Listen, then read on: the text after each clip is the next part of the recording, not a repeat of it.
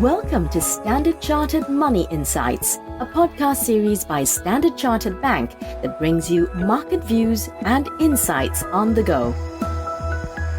Welcome to Cut to the Chase.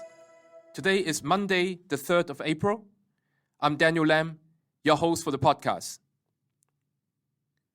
Before I start, I would like to inform you that my colleague, Zhong Liang, will be doing the next 4 Cut to the Chase daily podcasts. I have the task of taking my 3.5-year-old boy to Shanghai, alone by myself, to visit his grandparents, whom he had not seen since the COVID-19 pandemic. And let's hope that I can fortify against surprises from my boy during this trip. Now, we've been advocating the safe strategy this year, where gold represents the main instrument for F, which stands for Fortify against surprises. In fact, in our second quarter global market outlook that we published last Friday, we upgraded gold to overweight versus other major asset classes. So let's dig deeper today. We believe gold can do well in the challenging times that we are facing. We see gold as a hedge against tail risk scenarios, with a 12-month forecast of $2,100.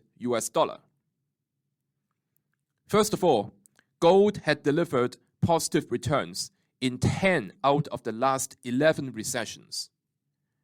On average, gold delivered 12% during the last 11 US recessions.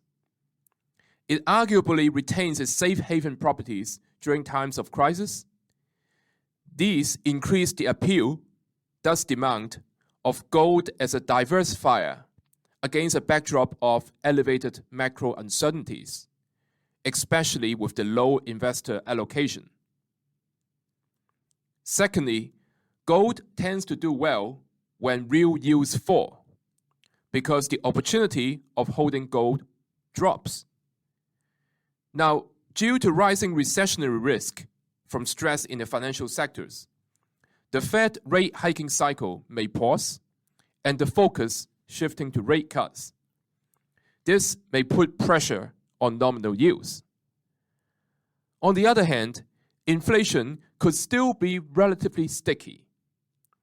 Thus, this may lead to lower real yields and giving tailwind to gold prices. Other positive factors include A, a potentially weaker US dollar, and B, central bank and fiscal demand. Now, looking at the technicals, gold has good support at $1,907 and $1,812.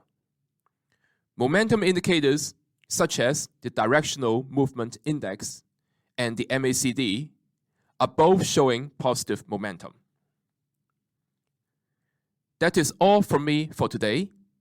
As always, if you enjoy this podcast, please don't forget to rate and like it.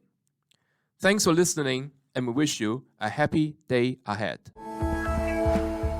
Thank you for listening to Standard Chartered Money Insights, a podcast series by Standard Chartered Bank. For more details on the latest market insights, subscribe to Standard Chartered Money Insights.